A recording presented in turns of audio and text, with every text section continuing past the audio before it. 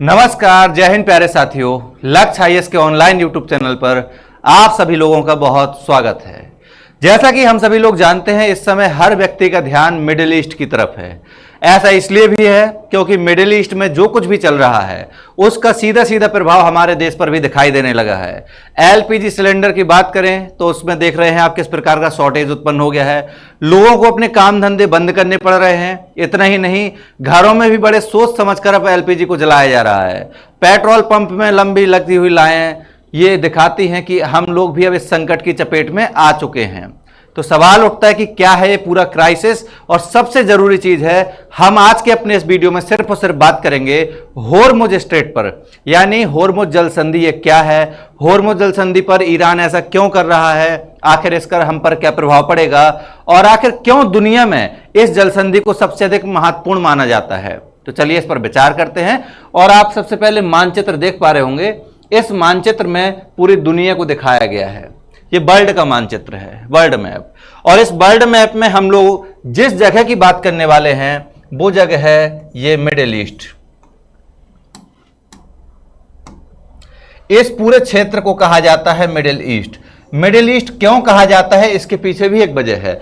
दरअसल एक दौर ऐसा था जब ब्रिटेन का पूरी दुनिया के 70% भाग पर अधिकार था। ये रहा इंग्लैंड यहां पर, और इसका था पूरी दुनिया के अधिकांश भाग पर अधिकार। इसने इस क्षेत्र को कहा फार ईस्ट। क्या कहा? फार ईस्ट। फार ईस्ट का मतलब होता है पूर्व की ओर दूर का भाग। समझ में आ रहा? और इस वाले भाग को इसने कहा था नियर ईस्ट। क्या कहा? Near east. इसी कारण से इन दोनों के बीच में होने के कारण यह क्षेत्र कहलाता है मिडिल ईस्ट। उम्मीद करते हैं आप इसको संक्षिप्त में समझ चुके होंगे। दरअसल जिस समय ब्रिटेन का पूरी दुनिया में प्रभाव था, तो ब्रिटेन के प्रभाव के कारण ही इस क्षेत्र को, जहां आज चीन आता है, जापान आता है, इंडिया आता है, इसको कहा जाता था फार ईस्ट। फार ईस्ट का मतलब है जो बहुत दूर का क्षेत्र है, पूर्व का। और इस भाग को जो यहां पर है इसको कहा जाता था नियर ईस्ट। और नियर ईस्ट और फार ईस्ट के बीच का यह क्षेत्र है, इसलिए इसको कहा जाता था मिडिल ईस्ट। और मिडिल ईस्ट कहे जाने के पीछे एक और बड़ा कारण है। बड़ा कारण है जीएमटी। जीएमटी को आप जानते होंगे, ग्रीनविच मीन टाइम, यानी ऐसी समय रेखा जहां से पूरी दुनिया का समय तय होता है। यह लंदन से होकर गुजरती है। इसके लिहाज से अगर आप देखेंगे तो यह क्षेत्र लगभग मध्य में पड़ रहा है। इस कारण से भी इसको मिडिल ईस्ट कहा जाता था। मसला यह नहीं है, इसको तो फिर किसी दूसरे वीडियो में बताएंगे विस्तार से। लेकिन अभी हाल हम जानते हैं कि इस क्षेत्र में जो चल रहा है ये होर्मुज जल संधि क्या है और क्यों चर्चा में है। हर दिन इसका नाम आ रहा है। तो आज की हमारी पूरी की पूरी चर्चा 5-7 मिनट तक सिर्फ होर्मुज जल संधि के बारे में होगी। चलिए बात करते हैं। यहां ये देखिए, ये पूरा का पूरा क्षेत्र आप देख रहे हैं, इसी को कहते हैं मिडिल ईस्ट। और मिडिल ईस्ट की जब कोई बात करे तो मिडिल ईस्ट में आपका ईरान आता है, इराक आता है, कुवैत आता है, ओमान आता है, यमन आता है, सऊदी अरेबिया आता है, बहरीन आता है, ये सब देश आते हैं। सीरिया भी आता है। ये सभी देश, इजराइल हो गया, सीरिया हो गया, इन सभी देशों में एक अजीब प्रकार की खलबली मची रहती है, उथल पुथल मची रहती है। आपस में भी ये लोग लड़ते रहते हैं, और साथ में इन देशों के अंदर भी स्थिति उतनी अच्छी नहीं है। यहां पर आप देख रहे हैं जो भाग आपको दिखाई दे रहा है, इसी का नाम है स्ट्रेट ऑफ होर्मुज। यह होर्मुज जल संधि, यही है आपकी होर्मुज जल संधि। इसको ध्यान से देख लीजिएगा, यह बहुत काम की चीज है। Hormuz strait. दरअसल इसके आगे अगर आप देखेंगे तो यहां पर तो ये दिया हुआ है गल्फ ऑफ ओमान, यानी ओमान की खाड़ी। और यहां पर अगर आप देखेंगे तो यहां पर है गल्फ ऑफ पर्सियन या फारस की खाड़ी। फारस की खाड़ी। और ज्योग्राफी में आपको बताया जाता है खाड़ी का मतलब होता है पानी से भरा हुआ ऐसा भाग जिसके तीनों तरफ जमीन होती है। तो यहां आप देख पा रहे होंगे जमीन है, इस साइड भी जमीन है, इस साइड भी जमीन है, इसलिए इसको कहा जाता है खाड़ी। और इसका नाम है गल्फ ऑफ पर्सियन या फारस की खाड़ी।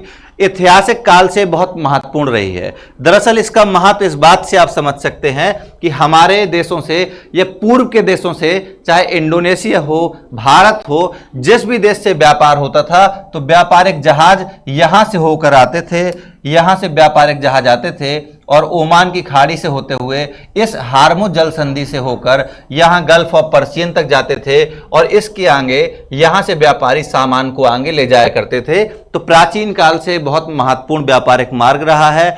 इसके आसपास जो देश हैं उनको गल्फ कंट्री कहा जाता है या खाड़ी देश कहा जाता है, इसी गल्फ ऑफ पर्शियन के नाम पर। ईरान हो गया, इसमें इराक हो गया, ये छोटा सा देश देख रहे हैं इसका नाम है कुवैत हो गया, यहां कतर हो गया, ये यूएई हो गया, ये बड़ा सा देश देख रहे हैं सऊदी अरेबिया हो गया, इराक हो गया, ये सभी देश कहलाते हैं आपके खाड़ी देश। और इन खाड़ी देशों में इस समय उथल पुथल मची हुई है। कारण हम सभी लोग जानते हैं, अमेरिका और इजराइल के द्वारा संयुक्त रूप से ईरान पर हमला कर दिया गया है और आज लगभग 11 दिन गुजर चुके हैं इस हमले के, लगातार चल रहा है। अमेरिका ने शायद ईरान की शक्ति को वेनेजुएला की तरह कम आंका था। ईरान की शक्ति को यह सोचा था कि जब यहां के सुप्रीम लीडर की मौत हो जाएगी या सुप्रीम लीडर को मार देंगे तो ईरान खुद में खुद सरेंडर कर देगा और जैसा हम चाहेंगे वैसा ईरान करेगा। लेकिन यहां की स्थितियां थोड़ा सा अलग निकली। वेनेजुएला पर जिस प्रकार से अमेरिका ने अपना कंट्रोल करना चाहा उसी प्रकार से ईरान पर भी करना चाहा, लेकिन ईरान में जो सुप्रीम लीडर थे या और जो टॉप लेवल के कैबिनेट स्तर के लोग थे उन्होंने पहले ही आदेश पारित कर दिया था कि हम रहे ना रहें, हमारे बाद ये ऑपरेशन कंटिन्यू चलता रहना चाहिए और हम लोग पीछे नहीं हटेंगे। अभी भी ये ऑपरेशन चल रहा है। ईरान के पास सबसे बड़ी ताकत क्या है?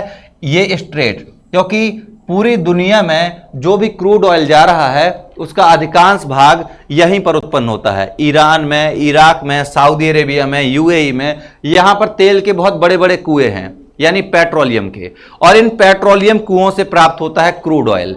क्रूड ऑयल का मतलब होता है कच्चा तेल जिसको आप कहते हैं, या फिर इसको कहते हैं अनरिफाइंड ऑयल।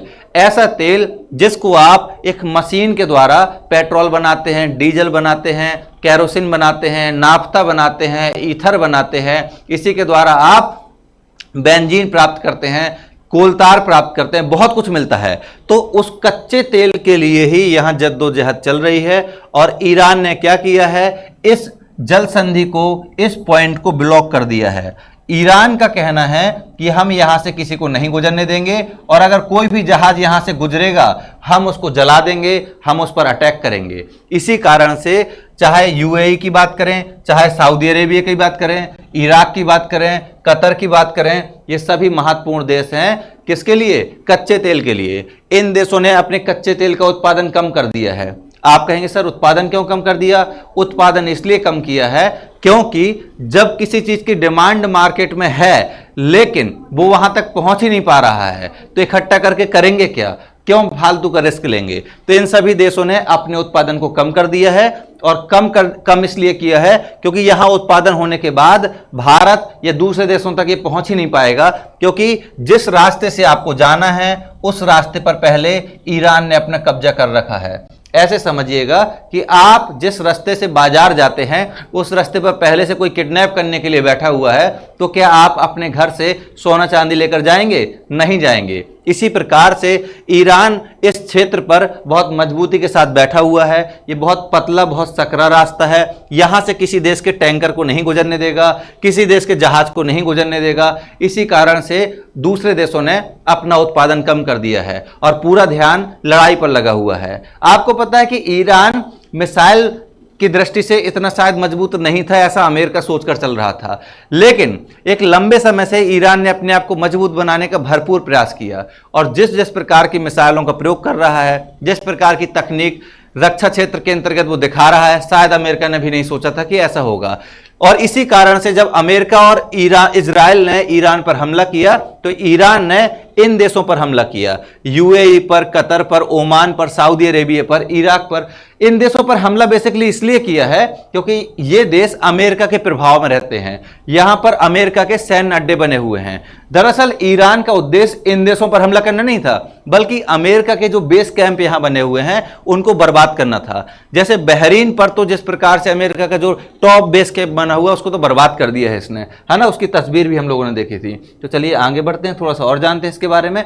ये इसी जल संधि की हम लोग बात कर रहे हैं, स्ट्रेट ऑफ हॉर्मुज। तो पूछा जाएगा, ये बताइए ये जल संधि किसको किससे जोड़ती है और किसको किससे अलग करती है? तो यहां पर कहिएगा गल्फ ऑफ ओमान को पर्सियन गल्फ या फारस की खाड़ी से जोड़ती है, जबकि ईरान को किससे अलग करती है? ओमान से अलग करती है। ये येलो भाग देख रहे हैं, ओमान है, और इसी का ये भाग है, यहां पर येलो रंग का जो दिखाई दे रहा है ओमान का ही भाग है। तो ओमान और ईरान के बीच में स्थित है स्ट्रेट ऑफ हॉर्मुज या हॉर्मुज जल संधि। और यहां पर आप देख रहे हैं यह कतर, राजधानी दोहा है, यह छोटा सा देश बहरीन, इसी खाड़ी के अंदर है। ये बहरीन है जिसकी राजधानी मनामा है। यह भी क्वेश्चन आपसे पूछे जाते हैं, तो इसको याद रखिएगा। इस जल संधि के बारे में स्पेशली हम इस वीडियो पर बता रहे हैं, इसलिए इस जल संधि पर विशेष रूप से ध्यान दीजिएगा। चलिए सबसे पहले जानते हैं इस जल संधि के बारे में थोड़ा सा।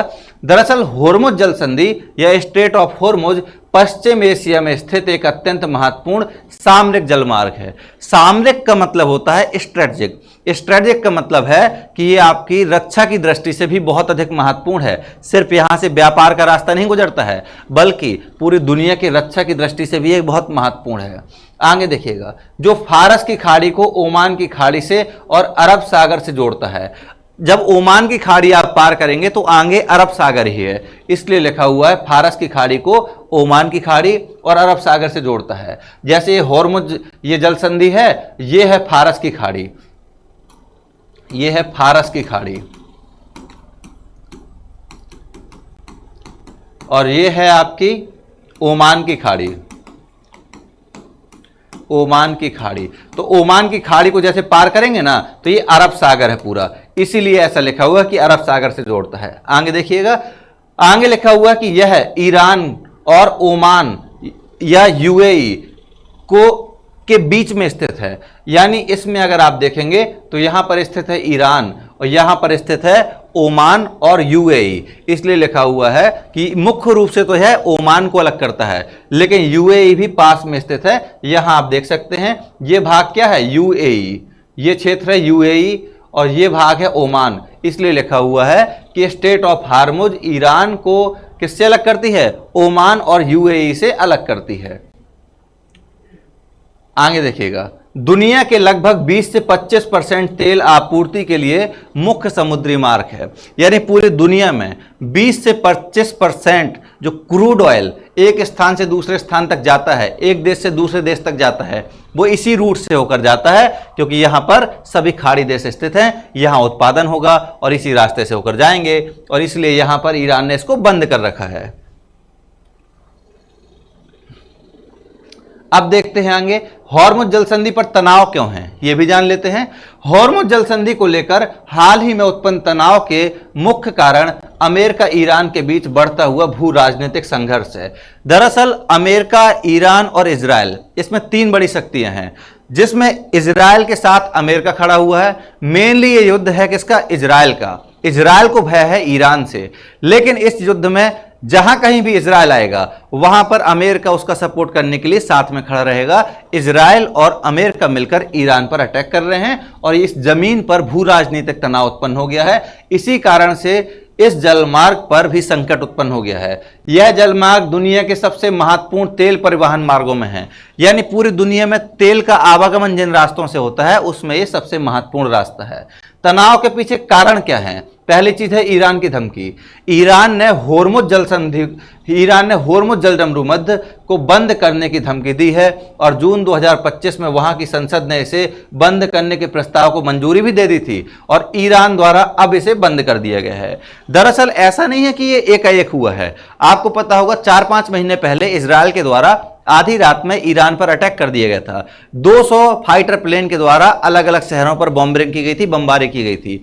उसी समय एक प्रस्ताव लाया गया था ईरान की संसद के द्वारा और कहा गया था कि हम हॉर्मुज जल संधि को बंद कर देंगे, ठीक। लेकिन यह प्रक्रिया अब हुई है, दरअसल उस समय नहीं की गई थी। भू राजनीतिक संघर्ष, इसमें देख लेते हैं।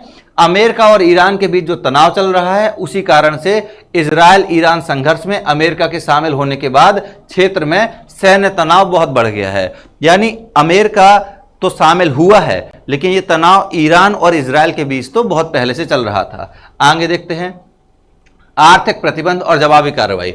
दरअसल अमेरिका और यूरोप ने ईरान पर आर्थिक प्रतिबंध लगाए थे। आर्थिक प्रतिबंध का मतलब क्या होता है?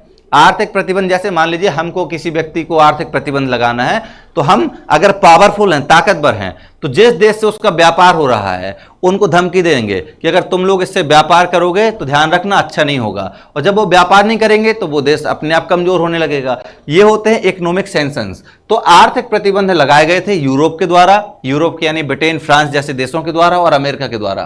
तो ईरान ने इसके विरोध में होर्मुज जलसंधि को बंद करने की चेतावनी दी थी। यह ईरान के तेल निर्यात को प्रभावित करने वाली अमेरिका नीतियों के खिलाफ एक जवाबी कदम है।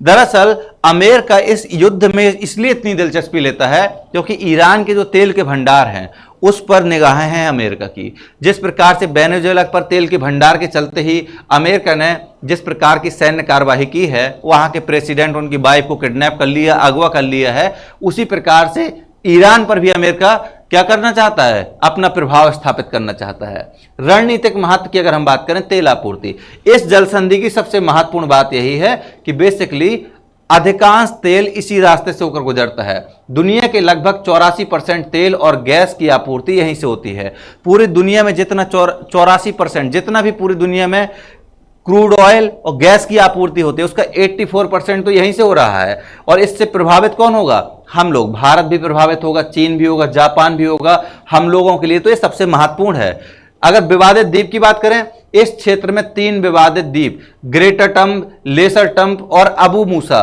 पर मिसाइल प्रणाली तैनात करने की बात चल रही है, जो इस क्षेत्र में ईरान की शक्ति का प्रदर्शन है। दरअसल इसके पीछे यहां देख लीजिएगा, ये आप देख रहे हैं, द्वीप का मतलब होता है जमीन का ऐसा टुकड़ा जो इसके चारों तरफ पानी भरा हुआ है। जैसे ये भाग आप देख रहे हैं, ये क्या है? ये आप देख रहे हैं छोटे छोटे, ये क्या है? द्वीप। इन्हीं द्वीपों पर ईरान अपनी मिसाइल प्रणाली को लगाना चाहता है। सोच कर देखिए कि आप जिस रास्ते से होकर गुजरते हैं उस रास्ते पर एक व्यक्ति बंदूक लेकर खड़ा हुआ है और उसके पास ये पावर है कि सबसे पूछेगा कि आप कहां जा रहे हैं, क्यों जा रहे हैं, मन होगा तो नहीं जाने देगा। तो अगर इन द्वीपों पर ईरान ने अपनी मिसाइल प्रणाली स्थापित कर ली तो इस मार्ग पर ईरान का एक तरफा दबदबा हो जाएगा, यानी इस पूरे के पूरे खाड़ी के क्षेत्र पर ईरान सबसे बड़ी ताकत बन जाएगा। ये एक चिंता भी है और ये ईरान कर भी रहा है। अगर इसकी विशेषताएं बात करें इस जल संधि की, तो यह जल संधि भौगोलिक स्थिति इसकी बहुत महत्वपूर्ण है। उत्तर में ईरान है, इसके आपको बता ही दिया है। दक्षिण में ओमान है और ओमान का मुसन्नम प्रायद्वीप है। जो इस प्रायद्वीप की हमने आपको बात की थी उसका नाम है मुसन्नम प्रायद्वीप, और यूएई भी स्थित है। इनको अलग करता है। सिंपल सी बात है कि भौगोलिक स्थिति की अगर बात करेंगे तो ये ईरान को अलग करता है। किससे? तो ओमान के मुसन्नम प्रायद्वीप और यूएई से अलग करता है। चौड़ाई की बात करें, इसके सबसे सक्रिय स्थान पर यह लगभग 39 से 40 किलोमीटर, लगभग 21 से 30 मील चौड़ा है। अगर हम सबसे सक्रिय स्थान की बात करें, ऐसे समझिएगा, इसकी बात कर रहे हैं, ये देखिए यहां पर सबसे सकरा है। सबसे सकरा का मतलब है सबसे कम जिसके बीच गैप है। अगर यहां की हम बात करें तो केवल 39 से 40 किलोमीटर दूरी है इसके बीच की, यानी इनके बीच में कितना दूरी है? 39 से 40 किलोमीटर। आप कहेंगे सर ये तो बहुत ज्यादा होता है। कुछ ज्यादा नहीं होता है, 39-40 किलोमीटर नॉर्मल है एकदम। यहां पर इसकी चौड़ाई ज्यादा है ना, यहां पर भी इसकी चौड़ाई ज्यादा है। तो यही कहा जा रहा है कि सबसे सकरा स्थान जो है वहां पर इसकी चौड़ाई मात्र 39 से 40 किलोमीटर ही है। आगे देख लीजिएगा, यह दुनिया का सबसे महत्वपूर्ण तेल चौक पॉइंट है, यानी अगर इस पॉइंट को बंद कर दिया जाए तो पूरी दुनिया में से आधी दुनिया में तेल पहुंचना बंद हो जाएगा। जैसे बाइक होती है ना, बाइक में तेल चौक कर देते हैं, इसी प्रकार से तेल चौक पॉइंट है। और जहां से सऊदी अरब, ईरान, इराक, कुवैत, कतर, इन देशों में तेल पहुंचता है। आगे थोड़ा सा और बचा हुआ है। भू राजनीति की अगर हम बात करें तो ईरान अक्सर इस जलमार्ग पर नियंत्रण का उपयोग पश्चिमी देशों पर दबाव डालने के लिए करता है, क्योंकि इसे बंद करने से वैश्विक तेल आपूर्ति पर गंभीर असर पड़ सकता है। आपको पता है कि इस क्षेत्र पर ईरान ने अपना क्या प्रभुत्व स्थापित करना चाहा और दुनिया के देशों को चेतावनी दे दी कि यहां से किसी देश का जहाज नहीं गुजरने देंगे, गुजरेगा तो हम उस पर अटैक करेंगे। यानी इस पूरे क्षेत्र पर अपना दबदबा बनाया हुआ है। इससे क्या होता है? इससे पूरी दुनिया के जो महत्वपूर्ण देश हैं, जैसे भारत हो गया, चीन हो गया, जापान हो गया, इन देशों के लिए क्रूड ऑयल बाधित हो जाता है। अब अमेरिका जैसी जो बड़ी शक्तियां हैं, ब्रिटेन जैसी शक्तियां हैं, ये जब युद्ध करती हैं तो इन पर दबाव बनता है कि भाई साहब आप तो लड़ रहे हो, हमारे देश में तेल कहां से आएगा, हमारे देश में गैस कहां से आएगी।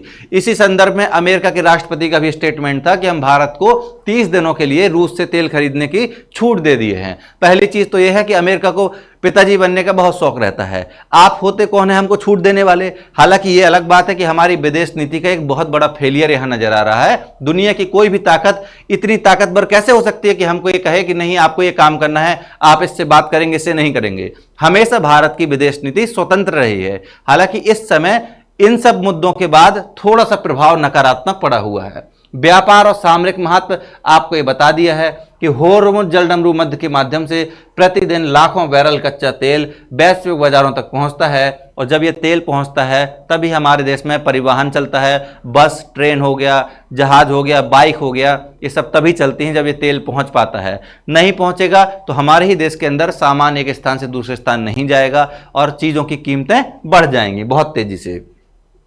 ईरान के क्षेत्रीय जल क्षेत्र का उपयोग करना पड़ता है। इस क्षेत्र में किसी भी प्रकार का तनाव या संघर्ष वैश्विक ऊर्जा सुरक्षा के लिए सीधा खतरा पैदा करता है। नो डाउट पूरी दुनिया के लिए सबसे गंभीर खतरा है। यहां पर आपको कुछ रूट बताए गए हैं, ये आप देख रहे हैं, ये व्यापारिक मार्ग हैं। ये नीला वाला जो आप देख रहे हैं ये समुद्र के माध्यम से होने वाले व्यापार का मार्ग है, और ये लाल वाला आप देख रहे हैं ये जमीन के माध्यम से होने वाले व्यापार का रूट है। अब कहेंगे सर इसमें क्या है, तो इसमें यह है कि आप यहां देख रहे हैं ये है होर्मुज जल संधि। कौन सी जल संधि? होर्मुज जल संधि। यहां से व्यापार होता है, इसी रास्ते से होता है, ऐसे होता है। तो इसी को ईरान ने बाधित कर रखा है कि हम यहां से नहीं गुजरने देंगे।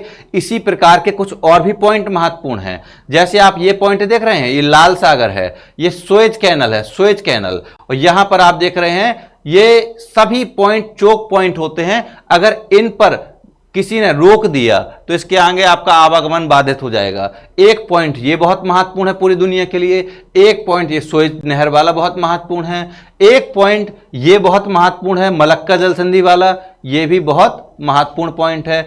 ये सब वो पॉइंट हैं, अगर इन पॉइंट को बाधित कर दिया जाए तो पूरी दुनिया का व्यापार बाधित हो जाएगा। तो ये कुछ महत्वपूर्ण पॉइंट हैं। अभी हाल जिस मुद्दे पर चर्चा है वो यही है, होर्मुज जल संधि। बाकी बाबल मंडेब जल संधि यहां पर है, ये सुएज कैनल बनी हुई है आपकी, ये बना हुआ है आपका मलक्का जल संधि। तो इन पर भी अगर भविष्य में कभी ऐसा होता है तो फिर हमारा व्यापार और बाधित होगा। इसीलिए ऐसे चोक पॉइंट को सुरक्षित रखना बहुत जरूरी है। समझ में आ रहा है? तो ये था बेसिकली होर्मुज जल संधि का पूरा मामला। उम्मीद करते हैं कि आपको ठीक ठाक समझ में आ गया होगा कि जल संधि क्यों महत्वपूर्ण है। अब कहेंगे आगे क्या होगा?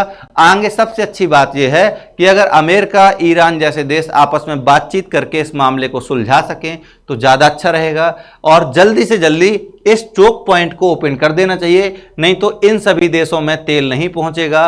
अब कहेंगे सर तो फिर समस्या उत्पन्न हो जाएगी। बिल्कुल होगी, लेकिन भारत ने अपने ऑयल, जिन देशों से हम ऑयल खरीदते हैं उनको डाइवर्सिफाई कर रखा है। हम लोग इससे भी ऑयल खरीद रहे हैं, वेनेजुएला से भी ऑयल खरीदते हैं, और भी देशों से ऑयल खरीदते हैं, लेकिन प्रभाव फिर भी पड़ेगा क्योंकि हमारे पास में ये है, निकट स्थित है, हमको यहां से अच्छा तेल और सस्ता तेल प्राप्त हो जाता है। इसलिए इस पॉइंट का ओपन होना बहुत ज़रूरी है, नहीं तो और देशों पर भी दबाव बनेगा, महंगाई बढ़ेगी, और लगातार आप इसका प्रभाव देख रहे हैं। और जब महंगाई बढ़ती है तो दूसरे देशों में भी क्या होता है? आंदोलन होता है। उस देश के लोग सरकार से कहते हैं कि तुम क्यों नहीं कुछ कर रहे हो, इंटरफियर कर रहे हो इस मामले में, है ना? तो ऐसे में उस देश में भी आंतरिक स्तर पर विद्रोह होने की समस्याएं, ये संभावना बनी रहती है।